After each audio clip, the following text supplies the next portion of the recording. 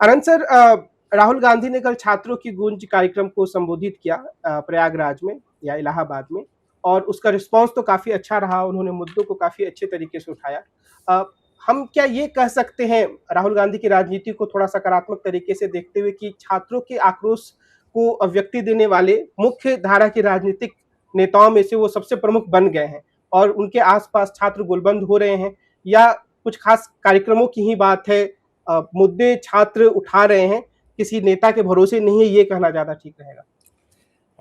Doctor कमल, मैं बिल्कुल जो जो अभी तक हम लोग समझे हैं, 2-3 चीजें स्पष्ट कर दूं। दो इस पे अभय भाई इसको पहले ज्यादा अच्छे ढंग से बता भी चुके हैं। पहले भारत की जहां तक राजनीति की बात करते हैं, दो ध्रुव हैं, एक नरेंद्र मोदी साहब हैं और एक राहुल गांधी जी हैं। ये दो लोगों के बीच में भारत की राजनीति इस समय आगे पीछे हो रही है, जो भी जिसको जो अच्छा लग रहा है उस तरफ जा रहे हैं। अब रही बात छात्रों की, छात्र जो हैं वो किसी राजनीतिक घेरे के अंदर नहीं है, वो किसी धार्मिक घेरे के अंदर नहीं है, वो किसी जातिगत घेरे के अंदर नहीं है, वो किसी रीजनल घेरे के अंदर भी नहीं है। वो शहर और गांव के में भी उनका वो टूट गया है, वो जेंडर के घेरे में भी, वो लिंग के घेरे में नहीं कि तुम महिला मैं पुरुष तुम महिला, तुम रात में नहीं जाओगी, तुम हो जाओगी, तुम गाली तुम ये वाली गाली नहीं दे सकती हो, मैं दे सकता हूं, ये सब वो सब इससे परे हैं। जो आपने कहा कि राहुल गांधी के इर्द गिर्द गोलबंदी नहीं हो रही, मुझे ऐसा लग रहा है कि Rahul Gandhi is a better reader. वो इन छात्रों की समस्याओं को ज्यादा बेहतर ढंग से समझ रहे हैं और शायद अपने को उनके साथ कैलिब्रेट कर रहे हैं। इट इज नॉट हैपनिंग कि राहुल गांधी ने कुछ किया और उसके साथ छात्र मिल रहे हैं, नहीं। छात्र जो कर रहे हैं उसको राहुल गांधी बेहतर ढंग से समझ के वो कह रहे हैं कि अगर वहां झारखंड सरकार के साथ है तो उसके साथ उसका भी वो होना चाहिए, प्रतिरोध होना चाहिए। वो कह रहे हैं कांग्रेस सरकार से भी सवाल पूछने चाहिए। वो कह तो वो ये कहीं नहीं कह रहे हैं कि कांग्रेस ने बहुत अच्छा किया और उसने बहुत अच्छा किया और नाना ने बहुत अच्छा किया और मामा ने बहुत अच्छा किया, मम्मा ने बहुत अच्छा किया, दादी ने। नो, अगर छात्रों के इश्यूज हैं तो मैं तुम्हारे साथ हूं। हाँ, मुझे कभी कभी समझने के लिए आपसे संवाद करना पड़ेगा तो मैं तुमसे बुला के मैं उस संवाद को समझने की कोशिश करूंगा। दूसरी तरफ मोदी जी हैं। मोदी जी की दिक्कत क्या है कि देखिए, अब कभी कभी अब समझ में आता है उम्र के इस पड़ाव पे कि माँ बाप क्यों कहते थे कि पढ़ो लिखो पढ़ो लिखो। हम सब लोगों के घर में डांट पड़ती थी, पढ़ो। पढ़ने लिखने का ये फर्क होता है। अब मोदी जी को जानने वालों को बुरा लग सकता है। मोदी जी जो अनपढ़ वाले काम करते हैं, वो पढ़े लिखे तो है नहीं, ये तय है। उन्होंने डिग्री भले ही उनके पास कहीं कहीं से उन्होंने जुगाड़ कर ली हो, हमारे और आपके बीच भी बहुत से लोग डिग्री जुगाड़ कर लेते हैं और पीएचडी से लेके मालूम नहीं क्या क्या, वो पढ़े लिखे नहीं है। वो जब वो आके जेनजी के साथ क्यों ये दिखाना चाह रहे हैं कि मैं तुम में से एक हूं। मोदी जी, आप उनमें से एक नहीं हो सकते हैं। वो जब अपना उद्बोधन कर रहे हैं टेलीप्रॉम्प्टर में, वो जेनजी की जो लिंगो है, जिसको उनकी एक भाषा अलग होती है, उस भाषा को वो करने चाह रहे हैं। टेलीप्रॉम्प्टर से पढ़ के वो भाषा नहीं हो सकती है। तो व्हाट इज जो जो बेसिक फर्क हो रहा है कि मोदी जी अपने को उसमें से एक दिखाना चाह रहे हैं कि मैं तो तुम्हारे बीच का। अब ये सब मोदी जी जब ये सब बेवकूफी की बातें करते हैं कि प्रश्न पूछना चाहिए और संतुष्टि, क्या मोदी जी आप प्रश्न पूछना चाहिए? जब आप प्रश्न के उत्तर ही देने को नहीं तैयार हैं तो आप कैसे अपने को जेनजी के साथ एक वो कर सकते? राहुल गांधी बिल्कुल ये नहीं कह रहे हैं कि मैं तुम्हारे साथ, मैं तुम्हारे में से एक हूं। नो, आपकी समस्याओं को मैं समझने की कोशिश कर रहा हूं और उन समस्याओं का मैं रिएक्ट इस तरह से कर रहा हूं कि भाई मैं आपके साथ साथ चल रहा हूं। ही नेवर सेज कि I am one of the Gen Zs, मैं तुम्हारी मैं सब समझता हूं। नहीं, वो नहीं समझते हैं, वो समझने की कोशिश करते हैं। और इसीलिए वो अपने सारे कार्यक्रम में बुलाते हैं उन बच्चों को, स्टेज देते हैं उन बच्चों को, बातचीत सुनते हैं उन बच्चों की। वो एक अलग बात है कि उसको एक एक दिशा देने की कोशिश जरूर करते हैं कि भाई 1,00,000 लोगों में 12 लोगों को नौकरी मिलती है, दोबारा वो उस तरह की फिगर्स करके वो एक उसको तो जरूर करते हैं कि उसको एक एक पॉजिटिव वे में समझाने की कोशिश करें कि आप ऐसे समझिए। लेकिन he never talks. Modi ji का क्या है, वन वे कम्युनिकेशन करते हैं। मन की बात रात में वो कि तुम्हें माफ करिए, वो कभी नहीं कहते, वो कहते हैं मेरे में गलती है। तो पहली जो जो मुख्य विभिन्नता है वो ये है। और इसीलिए जो ये वाला वर्ग है जो पॉलिटिकली उतना इन्फ्लुएंस नहीं है, मैं ये कहूंगा ज्यादातर नहीं है, उसको ये लगता है कि कहीं ये व्यक्ति मेरा जो जो भी मेरी समस्याएं हैं उसके साथ चले ना चले उसको बेहतर ढंग से समझ रहा है। और आज इसलिए कहीं जब राहुल गांधी कहीं जाते हैं या कुछ करते हैं तो लोगों की एक उम्मीद जगती है।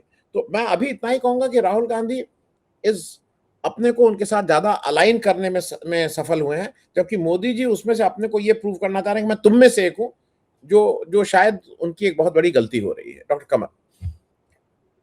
वैसे राहुल गांधी आरएसएस पर भी खुला हमला बोलते हैं। कल भी उन्होंने मोहन भागवत की तस्वीर दिखाई और ये कहा कि इनके लोग हर यूनिवर्सिटीज में हैं। मोहन भागवत ने पिछले सप्ताह जेएनजी के साथ एक संवाद किया। इंडियन एक्सप्रेस जैसे अखबार ने संपादकीय लिख के उसकी एक तरीके से तारीफ ही की। तो हम इस स्थिति को कैसे देखें? क्या मोहन भागवत सरकार के लिए एक सुरक्षा कवच का काम कर पा रहे हैं? उन्होंने सरकार की गलतियां मान ली, या हम ये कहें कि वो मोदी जी की भी काफी आलोचना कर रहे हैं? भागवत साहब की भूमिका को हम कैसे समझें? देखिए, मोहन भागवत की भूमिका शुरू जब उन्होंने पहले से ये रवैया अपनाया, जब 2024 का नतीजा आया तो उन्होंने मोदी जी के ऊपर और उनके सरकार चलाने के तरीके और नेतृत्व के तरीके पे कुछ छीटाकशी की थी। उन्होंने नहीं, संघ के दूसरे लोगों ने भी छीटाकशी की थी, तो उस छीटाकशी पे हम लोगों को बड़ी खुशी हुई थी। लेकिन वो खुशी हम लोगों की काफी अपरिपक्व किस्म की थी, और संघ और भाजपा के बीच में जो एक गर्भनाल का रिश्ता है, हमने मान लिया था जैसे कि ये रिश्ता जो है वो दरक गया है, इसमें फर्क, इसमें अंतर पड़ गया है। ऐसी बात नहीं थी। दरअसल संघ भाजपा का रिश्ता कभी टूट नहीं सकता, इसी तरह मोदी और भागवत का भी रिश्ता नहीं टूट सकता।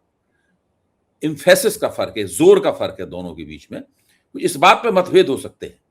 इस बात पे मतभेद था कि भाई राम मंदिर का रास्ता संसद में कानून बना के साफ होगा कि अदालत के फैसले से साफ होगा, ये दोनों में स्पष्ट रूप से मतभेद था। वो मतभेद निकल के आया है।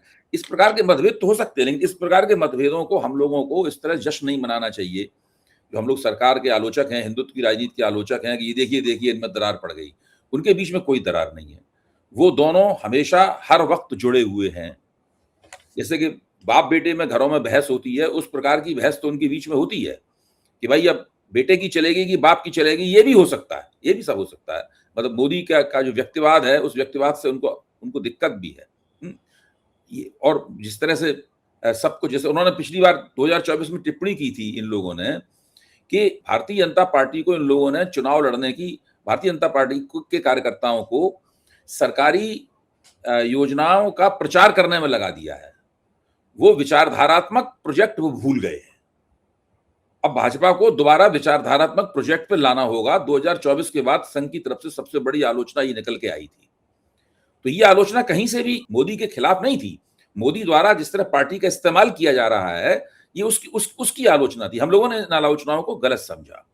अभी भी उन्होंने जो कहा है उससे बिल्कुल साफ है कि मोदी और भागवत जो हिंदुत्व की राजनीति के शीर्ष पुरुष हैं, दोनों, इन दोनों से बड़ा तो कोई है नहीं, ये दोनों मिलकर जो मौजूदा माहौल में राजनीतिक गर्मी पैदा हो गई है जंतर मंतर के आंदोलन की वजह से, उस गर्मी को ठंडा करना चाहते हैं। इसके लिए तरह की लल्लो चप्पो चल रही है। यानी जब बच्चे नाराज हो जाते हैं तो उनको पटाने फुसलाने के लिए लल्लो चप्पू करते हैं लोग, बुजुर्ग लोग हैं। तो मोदी और वो दोनों कर रहे हैं। जैसे मोदी जी कभी डांटते भी हैं, तुम गाली दे रहे हो, चलो मैं तुम्हें माफ कर देता हूं। मोहन भागवत ने ये भी नहीं किया। तो ये इस तरह से ये जुगलबंदी है। इस जुगलबंदी को हम लोगों को देखना चाहिए। ये नहीं कि उन्होंने उस पर कोई छीटा कैसे कर दी। बहुत ही, आप देखिए ना, मोहन भागवत इस तरह बोल रहे हैं जैसे कि उन्हें वो सरकार से बाहर खड़े हों। सरकार जो कर रही है उनकी जिम्मेदारी नहीं है। वो तो सरकार के बाहर खड़े हैं। एक गुरु हैं जो वनवास, जो जंगल में बनी हुई कुटिया में रहते हैं, वहां से चाणक्य जंगल में बड़ी कुटिया में रहते थे, वहां से चंद्रगुप्त को निर्देश देते थे या उनकी आलोचना करते थे। इस टाइप, जबकि स्थिति यह है कि राष्ट्रीय स्वयंसेवक संघ सरकार चलाने में 100% भागीदार है।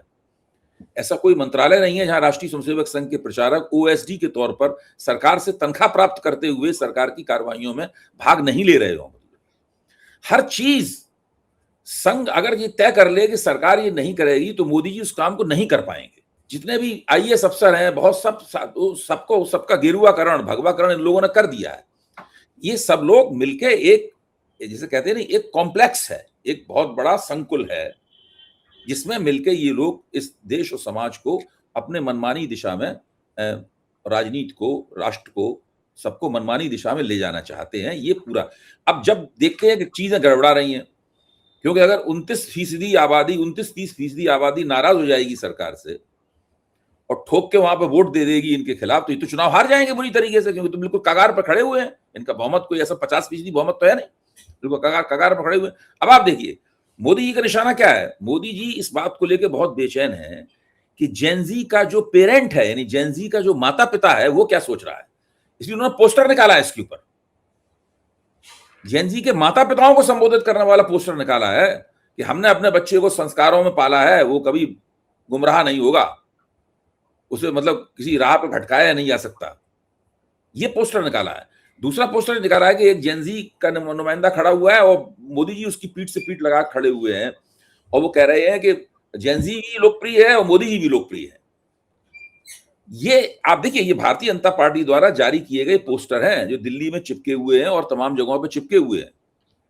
उन्हें डर है कि जेनजी का जो नौजवान है उसके एक माँ बाप भी हैं, उसकी एक ताई है, एक पाप चाचा है, एक ये सब लोग नाराज ना हो जाएं, क्योंकि एक नौजवान जो उसको हमने पीट दिया वहां जंतर मंतर पे, उसको पीट दिया, उसकी पूरी फैमिली नाराज हो जाएगी।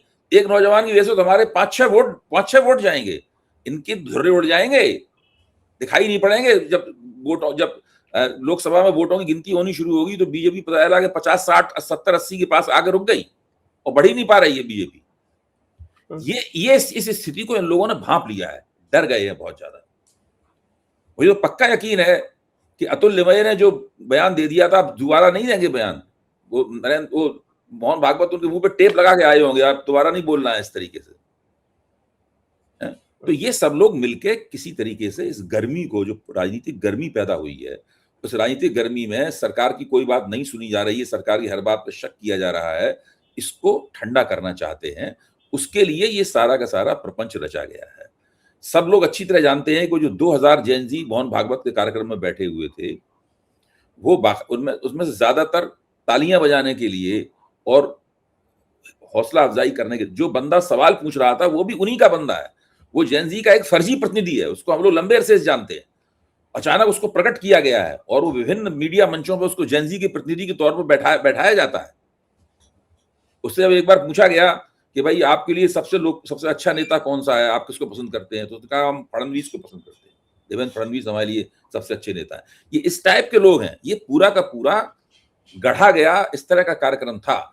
इसके मुकाबले अब राहुल गांधी के छात्रों के गूंज कार्यक्रमों को अगर आप देखें तो आप पाएंगे कि वो उनमें एक ऑर्गेनिकनेस, वो बहुत पूरी ऑर्गेनिक तरीके से वो कार्यक्रम होते हैं। अभी शीतल प्रसाद सिंह स्वयं वहां पे होके आए हैं, इलाहाबाद में जब कार्यक्रम हो रहा था तो वो वहां पे थे मौजूद, वो चश्मदीद गवाह है। उन्होंने बताया कि इतने बिल्कुल बिजली सी दौड़ रही थी माहौल में, इलेक्ट्रीफाइंग एकदम माहौल था।